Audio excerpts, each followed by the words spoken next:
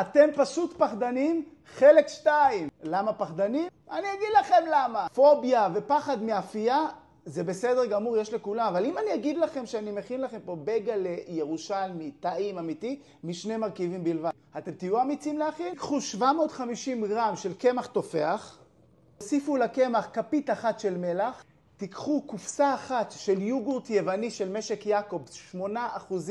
מי שלא יודע, יוגורט יווני זה יוגורט הרבה יותר סמיך וקרמי ועשיר ומפנק. הוא מתאים גם לאפייה, ואנחנו נכין ממנו גם צזיקי יווני אמיתי, שיהיה לנו ככה לטבול עם הבייגל.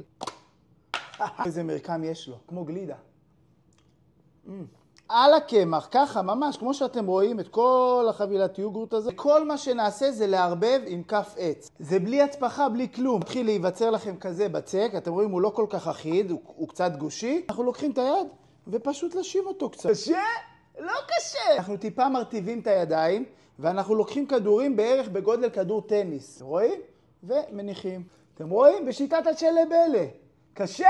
לא קשה. 12 כדורים, זה אומר 12 בייגל ב4 דקות עבודה. נייר אפייה. לוקחים קערה ושמים בה כל מה שאוהבים לבייגל. אני אוהב סומסום, פרג.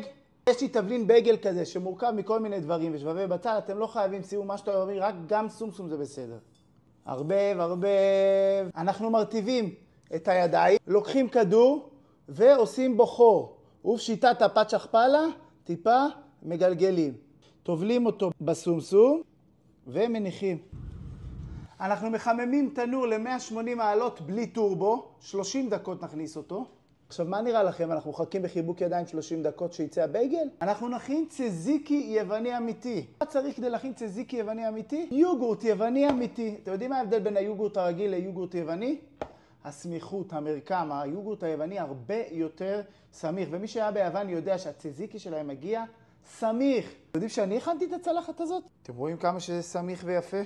תסתכלו. אנחנו לוקחים שמיר, שים אותו דק. מוסיפים. קשה? לא קשה. אנחנו ניקח 2 שיני שום ונקטוש פנימה. לוקחים לפפון אחד ירוק, טרי טוב, ומגרדים אותו שנייה בפומפייה. אנחנו ניקח את המלפפון ואנחנו נסחט אותו, אנחנו לא רוצים את המים שלו. נוסיף גם את המלפפון הסחוט. ממש רבע של לימון, לא צריך יותר מדי. טיפונת מלח. ערבב. חייב לטעום. עברו 30 דקות אפייה ועוד 5 דקות השחמה, ואם יהיה לכם את המזל שלי יש כשאני לא מפחד מאפייה, וואו, איזה בייגל יפים, אמא'לה ואבא'לה. טבילה בצזיקי מכל הלב. תראו אותה בפנים. חם, לוהט.